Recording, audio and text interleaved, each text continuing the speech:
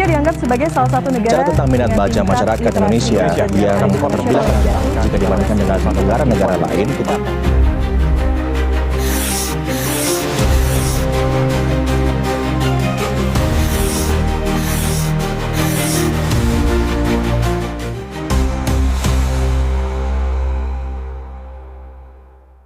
Dalam beberapa tahun terakhir, kita terus mendengar berita yang sama.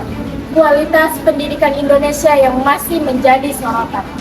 Sebagian dari kita mungkin menganggapnya hanya laporan tahunan, angka, ataupun grafik yang terasa jauh dari kehidupan sehari-hari. Tapi ketika kita melihat cuplikan wawancara sederhana, di mana siswa pelajar SMP masih kebingungan menjawab hitungan dasar atau menyebut Garut sebagai negara di Eropa, kita mulai bertanya-tanya, apa yang sebenarnya terjadi di balik semua ini? Karena apa yang terlihat di layar bukan sekedar jawaban yang salah. Itu adalah sinyal tentang fondasi literasi yang rapuh. Fondasi yang seharusnya menjadi titik awal bagi seluruh perjalanan belajar seseorang. Dan mungkin untuk pertama kalinya kita perlu berhenti sejenak, melihat lebih dekat dan bertanya, apakah kita benar-benar memahami seberapa serius masalah ini?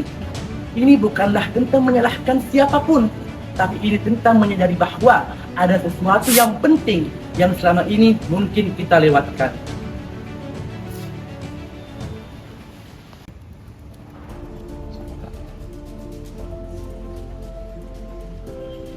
Ketika kita berbicara tentang literasi, banyak orang yang hanya sekedar menganggapnya sebatas kemampuan membaca saja. Padahal literasi jauh lebih luas daripada itu. Ia berbicara tentang bagaimana seseorang memahami, menafsirkan, dan menggunakan informasi, baik itu dalam bentuk teks, angka, maupun fenomena yang terjadi di sekelilingnya. Dalam konteks hari ini, literasi adalah kemampuan seseorang untuk membuat makna dari dunia yang semakin kompleks. Ia bukan hanya tentang mengeja, tetapi juga memahami. Bukan hanya tentang menjawab, tetapi juga menerima informasi. Dan juga mampu mengolahnya menjadi pengetahuan dan tindakan yang tepat. Dan karena itu, ada 3 literasi yang seharusnya menjadi fondasi dan fokus utama kita. Literasi membaca, literasi sains, dan literasi numerasi. 3 kemampuan dasar yang menentukan bagaimana seseorang berpikir, mengambil tindakan, dan memecahkan masalah di dunia nyata. Literasi membaca membantu kita memahami pesan, gagasan, dan konteks. Literasi numerasi mengajarkan kita melihat pola, menafsirkan data, dan menghitung resiko. Sementara literasi sains membentuk cara kita memahami sebab akibat, logika ilmiah, serta cara berpikir berbasis bukti.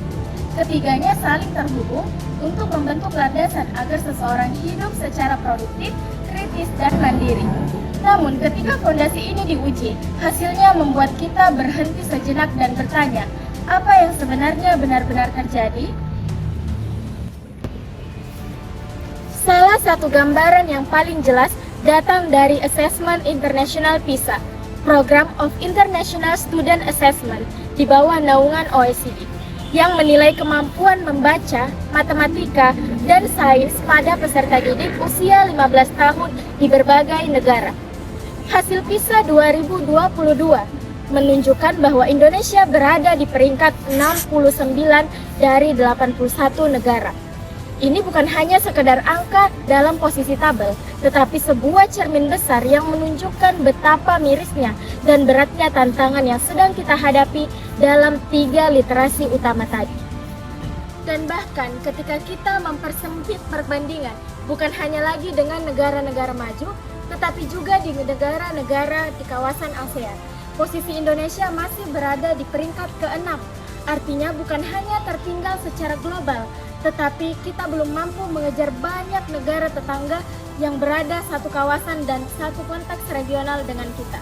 Temuan ini bukan hanya sekedar statistik, ia adalah alarm, sinyal bahwa literasi yang seharusnya menjadi fondasi sedang rapuh dan perlu kita perkuat bersama. Jika kita melihat kembali data PISA tadi, jelas bahwa masalah kita bukan hanya soal peringkat saja. Angka-angka itu berbicara lebih jauh lagi.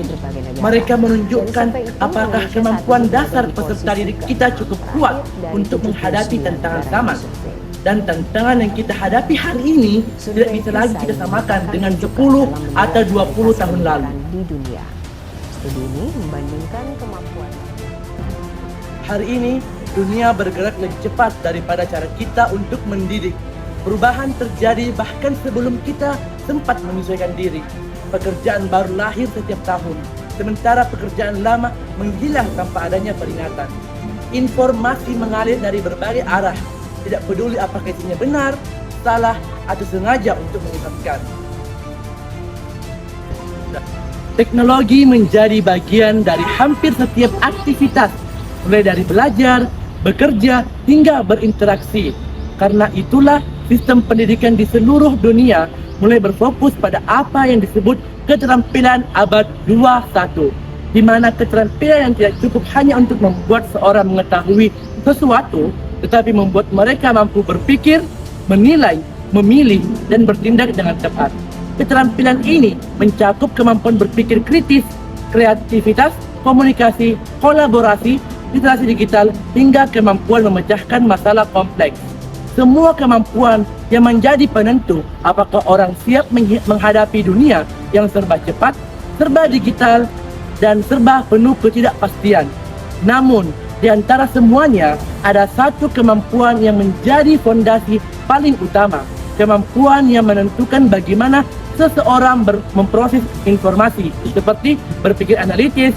Semua kemampuan yang menjadi penentu apakah seseorang siap menghadapi dunia yang serba cepat, serba digital, dan serba penuh ketidakpastian. Namun, di antara semuanya, ada satu kemampuan yang menjadi fondasi paling utama, yaitu kemampuan untuk menentukan bagaimana seseorang memproses informasi, seperti berpikir analitis. Berpikir analitis bukan sekedar kemampuan memahami teks atau angka. Ia adalah cara seseorang membedah informasi, melihat pola, membandingkan data, mengevaluasi sumber, dan menyimpulkan satu secara logis. Ini adalah kemampuan untuk tidak langsung percaya, tetapi untuk menimbang. Kemampuan untuk menghubungkan potongan-potongan informasi yang tersebar dan menemukan maknanya. Dan ketika kemampuan ini lemah, kita bisa melihat dampaknya secara langsung. Bahkan dari hal yang muncul setiap hari di layar ponsel kita. Misalnya, 2 cuplikan berita seperti ini. Menteri Keuangan Purbaya sepakat untuk turunkan harga BBM. Dan beberapa jam kemudian muncul berita lain yang berbunyi, Menteri ISDM Bahlil umumkan BBM naik 10% April 2026. 2 informasi yang saling bertolak belakang. 2 berita yang tampak sangat meyakinkan, sama-sama viral, sama-sama dibagikan ratusan kali. Dan jutaan orang bisa kebingungan hanya karena tidak memiliki kemampuan untuk memeriksa sumber dan menilai mana informasi yang layak dipercaya. Inilah gambaran yang paling nyata bagaimana rendahnya kemampuan analitis menjadikan masyarakat rentan untuk dibohongi. Untuk itu, kemampuan berpikir analitis ini sangat dibutuhkan. Akan tetapi, ia tidak bisa tumbuh begitu saja. Ia berdiri di atas satu hal, yaitu literasi. Namun ketika kita kembali melihat skor literasi Indonesia, kita mendapati bahwa fondasi ini masih sangat rapuh. Inilah saat di mana kita harus menyadari bahwa persoalan literasi bukan sekadar persoalan akademik. Ini bukan hanya tentang nilai rapor atau kemampuan menjawab soal. Ini adalah persoalan yang menentukan kemampuan bangsa dalam menghadapi dunia yang dipenuhi dengan tantangan baru. Jika kita sudah melihat betapa rapuhnya fondasi literasi kita hari ini, maka saatnya kita berbicara tentang sesuatu yang jauh lebih penting. Apa yang bisa kita lakukan dan siapa yang harus memulainya. Karena masalah literasi bukan masalah yang muncul dalam semalam. Ia dibentuk oleh kebiasaan, oleh lingkungan, oleh cara belajar yang kita pilih, dan oleh keputusan-keputusan kecil yang kita buat setiap hari. Namun, kabar baiknya adalah literasi juga dapat diperbaiki dengan cara yang sama, melalui langkah-langkah kecil yang konsisten, melalui perubahan mindset, melalui keberanian untuk memulai, dan perubahan itu dimulai dari satu hal: membangun kembali fondasi berpikir peserta didik melalui literasi yang bermakna.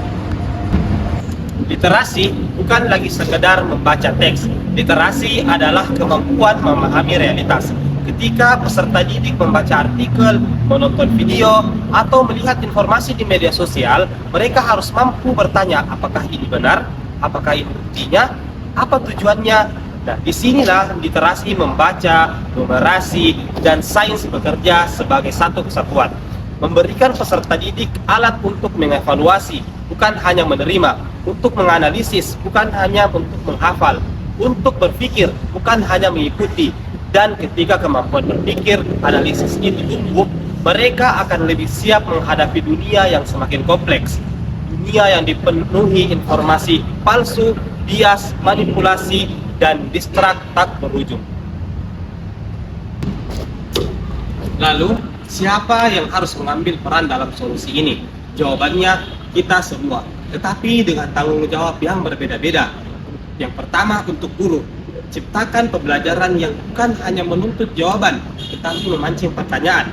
Selanjutnya, integrasikan literasi di setiap mata pelajaran, bukan hanya mata pelajaran bahasa Indonesia saja. Selanjutnya, yang terakhir, berikan ruang bagi peserta didik untuk berpikir, berdiskusi, dan menalar. Selanjutnya, yang kedua, untuk sekolah. Bangun budaya literasi sebagai identitas sekolah. Selanjutnya, hadirkan lingkungan yang mendukung, seperti pojok baca yang nyaman. Dan yang terakhir, jadikan literasi sebagai ruh, bukan sekedar program. Yang ketiga, untuk orang tua. Jadikanlah rumah sebagai tempat bertanya dan berdialog. Jadilah contoh dalam memilah informasi, dalam membaca, dalam mencari tahu. Karena literasi bukan hanya tanggung jawab sekolah, tetapi juga keluarga. Yang keempat, untuk peserta didik. Ingat, belajar bukan hanya menyelesaikan tugas, tetapi melatih diri untuk memahami, menimbang, mempertanyakan, dan mencari makna. Dan yang kelima, untuk masyarakat luas, hentikan penyebaran hoaks. Kuatkan kultur informasi yang sehat, beri ruang diskusi yang membangun. Perubahan itu dimulai dari langkah kecil yang kita ambil hari ini. Mari kita jadikan literasi sebagai gerakan bersama. Gerakan yang hidup di rumah, di kelas, di sekolah, dan di masyarakat.